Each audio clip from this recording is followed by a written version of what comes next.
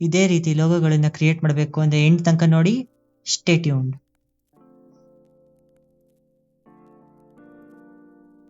VS code install ಮಾಡಾಯ್ತು, ಏನೇನು ಬೇಕೋ ಎಸೆನ್ಷಿಯಲ್ ಸೆಟ್ಟಿಂಗ್ಸ್ ಎಲ್ಲ ಮಾಡಾಯ್ತು. ಈಗ ನಮ್ಮ ಫಸ್ಟ್ ಪ್ರೋಗ್ರಾಮ್ ಬರೆಯೋ ಟೈಮ್ ಬಂದಿದೆ. ಫಸ್ಟ್ ಎಷ್ಟು ಈಸಿ ಅನಿಸುತ್ತೆ ಅಂದರೆ ಗೂಗಲ್ ಸಿಒ ಬಿಟ್ಟರೆ ನೆಕ್ಸ್ಟ್ ನೀವೇ ಅನಿಸುತ್ತೆ, ಅಷ್ಟು ಈಸಿ ಇರುತ್ತೆ ಪ್ರೋಗ್ರಾಮಿಂಗು. ಬರ್ತಾ ಬರ್ತಾ ಬರ್ತಾ ಬರ್ತಾ ಡಿಫಿಕಲ್ಟಿ ಲೆವೆಲ್ ಜಾಸ್ತಿ ಮಾಡ್ತಾ ಬರ್ತೀನಿ. ನೀವಿನ್ನೂ ನೂಬಲ್ಲಿದ್ದೀರಾ. ಇಲ್ಲಿಂದ ಫಸ್ಟ್ ಸ್ಟೆಪ್ ಓಕೆಗೆ ನಿಧಾನಕ್ಕೆ ಹತ್ಕೊಂಡು ಹೋಗೋಣ. Let's roll the intro.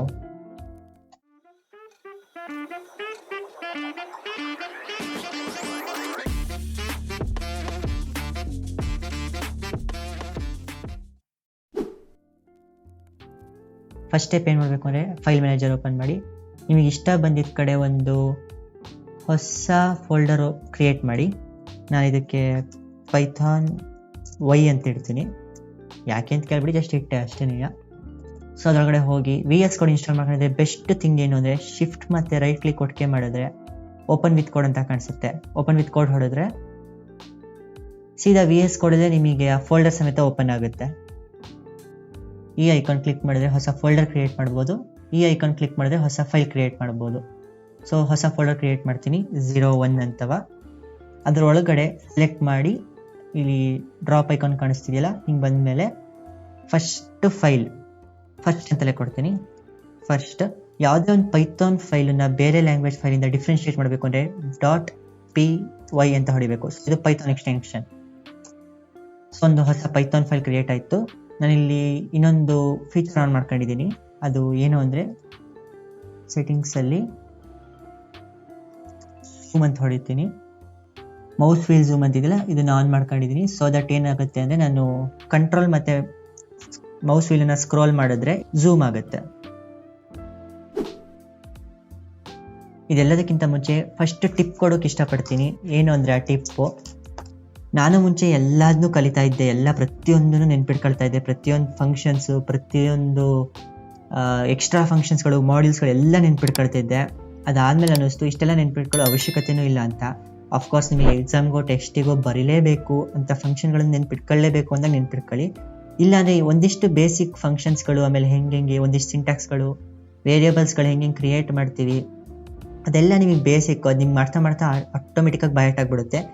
ಒಂದಿಷ್ಟು ಎಕ್ಸ್ಟ್ರಾ ಫಂಕ್ಷನ್ಸ್ಗಳಿರುತ್ತೆ. ಈಗ ಒಂದು ಸೀಲ್ ಅಂತ ಒಂದು ಫಂಕ್ಷನ್ ನನಗೂ ಗೊತ್ತಿಲ್ಲ, ಹೆಂಗೋ ನೆನ್ಪು ಉಳ್ಕೊಂತ ಅಷ್ಟೇ. 2.3 2.4 ಅಂತೆಲ್ಲ ಇರುತ್ತಲ್ಲ, ಅದು ನೀವು ಸೀದಾ ನೆಕ್ಸ್ಟ್ ನಂಬರಿಗೆ ರೌಂಡ್ ಆಫ್ ಮಾಡಬೇಕು ಅಂದರೆ ಆ ಫಂಕ್ಷನ್ ಯೂಸ್ ಮಾಡ್ತೀವಿ. ಸೊ ಇದೆಲ್ಲ ನೆನ್ಪಿಟ್ಕೊಳ್ಳೋ ಅವಶ್ಯಕತೆ ಇಲ್ಲ.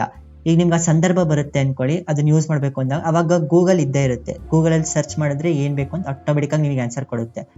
ಎಲ್ಲ ನೆನ್ಪಿಟ್ಕೊಂತ ಕೂತ್ಕೊಂಡ್ರೆ ನಿಮಗೂ ಗೂಗಲ್ಗೂ ಡಿಫ್ರೆನ್ಸ್ ಏನು ಅಲ್ವಾ?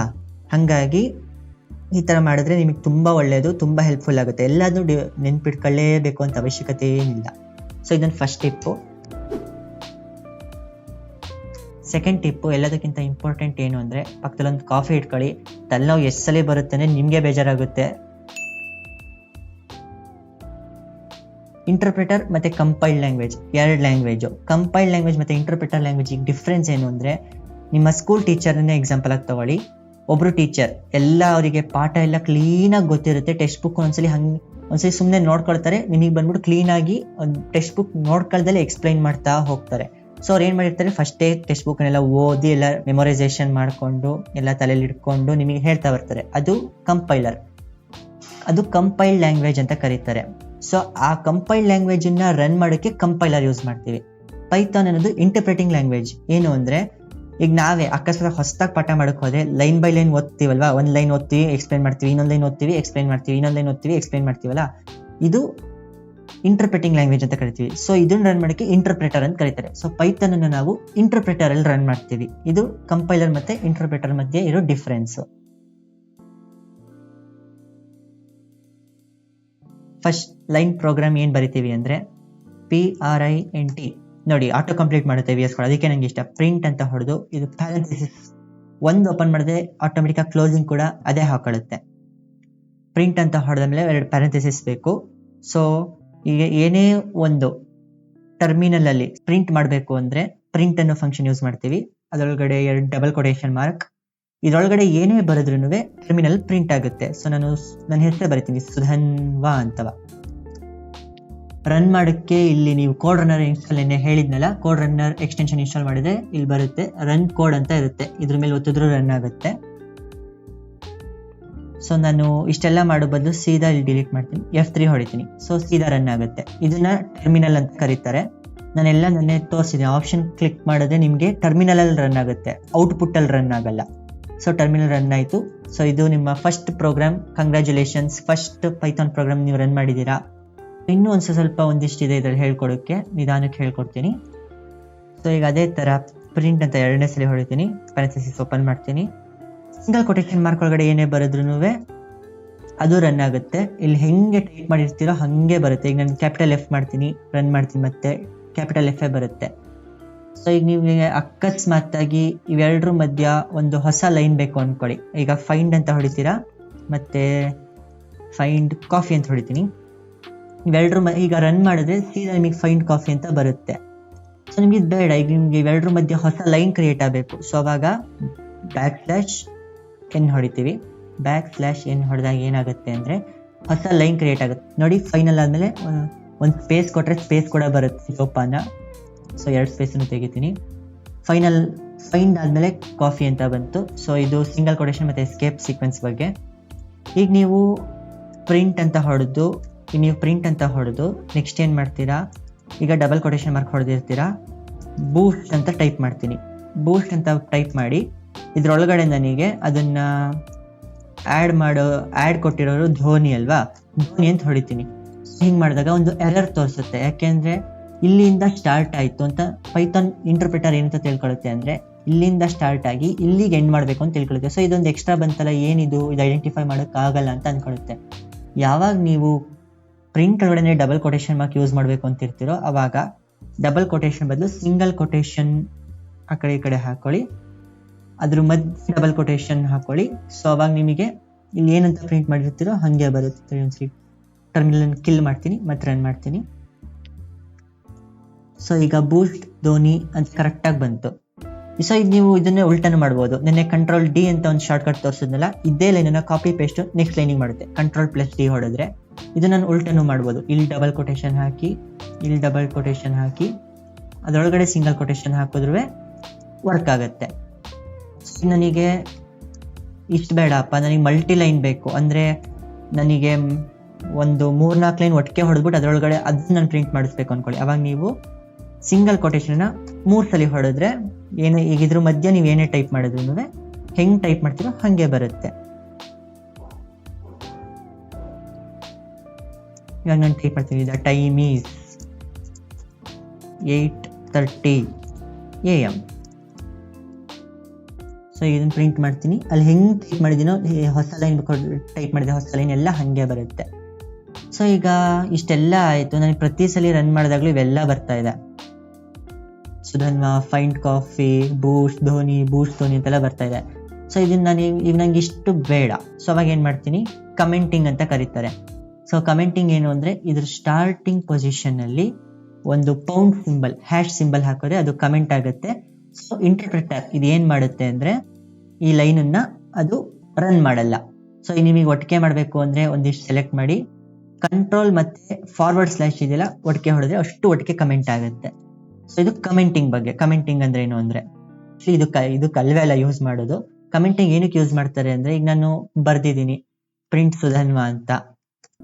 ಸೊ ವಾಪಸ್ ಅದನ್ನು ತೆಗಿಬೇಕು ಅಂದ್ರೆ ಮತ್ತೆ ಕಂಟ್ರೋಲ್ // ಹೊಡೆದ್ರೆ ಕಮೆಂಟ್ ಇರೋದು ಅನ್ಕಮೆಂಟ್ ಆಗುತ್ತೆ.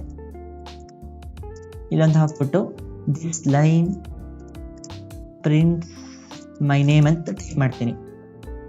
ಏನಾಗುತ್ತೆ ಅಂದರೆ ಈಗ ನೀವು ಬೇರೆ ಯಾರಿಗಾರು ಕೋಡ್ ಕೊಡ್ತೀರಾ, ಇದೆಲ್ಲ ಓಕೆ, ಸಿಂಪಲ್ ಕೋಡ್ ಅರ್ಥ ಮಾಡ್ಕೊತಾರೆ. ಬಟ್ ಕಾಂಪ್ಲಿಕೇಟೆಡ್ ಆಗಿರೋ ಕೋಡ್ ಇರುತ್ತಲ್ಲ, ಅವಾಗ ಈ ಥರ ಕಮೆಂಟ್ ಮಾಡ್ಬಿಟ್ಟು ಹಾಕಿದ್ರೆ ಅವ್ರು ಓದ್ತಾರೆ, this line prints my name. So ಇಲ್ಲಿ ಅವ್ರು ಏನು ಹೆಸರು ಕೊಟ್ಟಿರ್ತಾರೋ ಅದು ಪ್ರಿಂಟ್ ಆಗುತ್ತೆ ಅಂತ ಅವರಿಗೂ ಗೊತ್ತಾಗುತ್ತೆ. ಆಮೇಲೆ ಪೈಥಾನ್ ಇಂಟರ್ಪ್ರಿಟರ್ ಏನಿದೆ, ಈ ಕೋಡನ್ನು ರನ್ ಮಾಡುತ್ತಲ್ಲ ಇಂಜಿನ್ನು, ಅದೇನಿದೆ, ಸೊ ಈ ಲೈನನ್ನು ಇಗ್ನೋರ್ ಮಾಡುತ್ತೆ. ನೀವು ಕಮೆಂಟಲ್ಲಿ ಏನೇನು ಹೊಡೆದಿದ್ರು ಅವೆಲ್ಲ ಇಗ್ನೋರ್ ಮಾಡುತ್ತೆ. ಅದು ಕಮೆಂಟಿನ ಕೆಲಸ. ಪ್ರಿಂಟಿಂಗಲ್ಲಿ ಇನ್ನೊಂದು ಚೆನ್ನಾಗಿರುತ್ತೆ, ತೋರಿಸ್ತೀನಿ. ಪ್ರಿಂಟ್ ಪ್ಯಾರೆಂಥೆಸಿಸ್ ಓಪನ್ ಮಾಡ್ತೀನಿ, 1 2 3 ಮಲ್ಟಿಲೈನ್ ಕಮೆಂಟಿಂಗ್ ಆನ್ ಮಾಡ್ಕೊಳ್ತೀನಿ. ಸೊ ಗೂಗಲಿಗೆ ಹೋಗ್ತೀನಿ. ಗೂಗಲಲ್ಲಿ ಆಸ್ ಕೀ ಆಲ್ಟ್ ಜನರೇಟರ್ ಅಂತ ಟೈಪ್ ಮಾಡಿ, ಫಸ್ಟ್ ಲಿಂಕ್ ಓಪನ್ ಮಾಡಿ, ಟೈಪ್ ಸಮಥಿಂಗ್ ಅಂತಿದೆಯಲ್ಲ, ಇದರಲ್ಲಿ ನಾನು ನನ್ನ ಹೆಸರು ಹೇಳ್ತೀನಿ, ಸುಧನ್ವ ಎಸ್ ಅಂತ. ಫಾಂಟ್ ನಿಮಗೆ ಯಾವ್ದು ಬೇಕೋ ಚೂಸ್ ಮಾಡಿ. ನಾನು ಬಿಗ್ ಮಂಕಿ ಎನ್ನಿ ಅಂತಿದೆ, ಇದನ್ನು ಸೆಲೆಕ್ಟ್ ಮಾಡ್ತೀನಿ. So control A control C copy ಮಾಡ್ಕೊಳ್ತೀನಿ. ಇಲ್ಲಿಗೆ ಬಂದು ಸೀದಾ ಕಂಟ್ರೋಲ್ ವಿ ಅಂತ ಹೊಡಿತೀನಿ. ನೋಡಿ ಇವಾಗ ನಾನು ಝೂಮ್ ಔಟ್ ಮಾಡ್ತೀನಿ.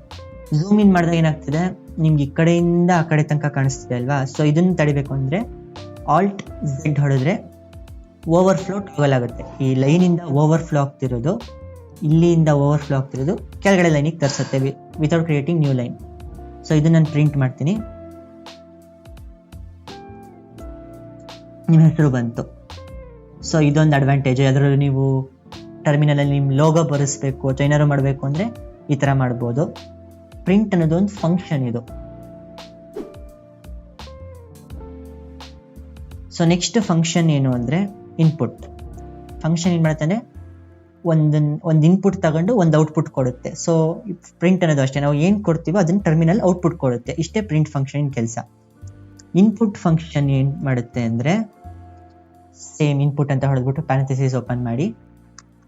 ಇನ್ಪುಟ್ ಫಂಕ್ಷನಲ್ಲಿ ಸೇಮ್ ನೀವು ಡಬಲ್ ಕೊಟೇಶನ್ ಮಾರ್ಕ್ ಒಳಗಡೆ ಅಥವಾ ಸಿಂಗಲ್ ಕೊಟೇಶನ್ ಮಾರ್ಕ್ ಒಳಗಡೆ ನೀವು ಏನು ಟೈಪ್ ಮಾಡ್ತೀರಾ, ಟೈಪ್ ಎಂಟರ್ ಯುವರ್ ನೇಮ್.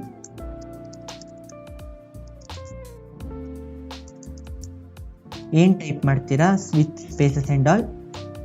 ಈಗ ನಾನು ರನ್ ಮಾಡ್ತೀನಿ. ಇಲ್ಲಿ ನೋಡಿ ಎಂಟರ್ ಯುವರ್ ನೇಮ್ ಅಂತ ಬಂತು. ಸೊ ನೀವು ಟರ್ಮಿನಲಲ್ಲಿ ಏನೇ ಇನ್ಪುಟ್ ತಗೋಬೇಕು ಅಂದ್ರೂ ನೀವು ಇನ್ಪುಟ್ ಫಂಕ್ಷನ್ ಯೂಸ್ ಮಾಡ್ಬೋದು. ಸುಧನ್ವ ಅಂತ ಹೊಡಿತೀನಿ, ಎಂಟರ್, ಪ್ರೋಗ್ರಾಮ್ ಎಕ್ಸಿಟ್ ಆಯಿತು. ಸುಧನ್ವ ಅಂತ ಟೈಪ್ ಮಾಡಿದೆ, ಪ್ರೋಗ್ರಾಮ್ ಎಕ್ಸಿಟ್ ಆಯಿತು. ಇಷ್ಟೇ ಇನ್ಪುಟ್ ಫಂಕ್ಷನಿಂಗ್ ಕೆಲಸ. ಏನಂದರೆ ನೀವು ಯೂಸರಿಂದ ಯಾರು ಯೂಸ್ ಮಾಡ್ತಿದ್ದಾರೆ ಅವರಿಂದ ಒಂದು ಇನ್ಪುಟ್ ತಗೋಬೋದು, ಅದನ್ನೊಂದು ಕಡೆ ಸ್ಟೋರ್ ಮಾಡ್ಬೋದು. ಸೊ ಇಷ್ಟೆಲ್ಲ ಮಾಡಿದ್ವಿ. ನೆಕ್ಸ್ಟ್ ವಿಡಿಯೋದಲ್ಲಿ ಇನ್ಪುಟ್ಟಿಂದ ನಾವು ಯೂಸರಿಂದ ಏನೇ ಇನ್ಪುಟ್ ಕೊಟ್ಟೋ ಅದನ್ನು ಹೆಂಗೆ ಸ್ಟೋರ್ ಮಾಡ್ಬೋದು, ಹೆಂಗೆ ವಾಪಸ್ ಡಿಸ್ಪ್ಲೇ ಮಾಡ್ಬೋದು ಅನ್ನೋದನ್ನು ನೆಕ್ಸ್ಟ್ ವಿಡಿಯೋದಲ್ಲಿ ತೋರಿಸ್ತೀನಿ. ಬಾಯ್.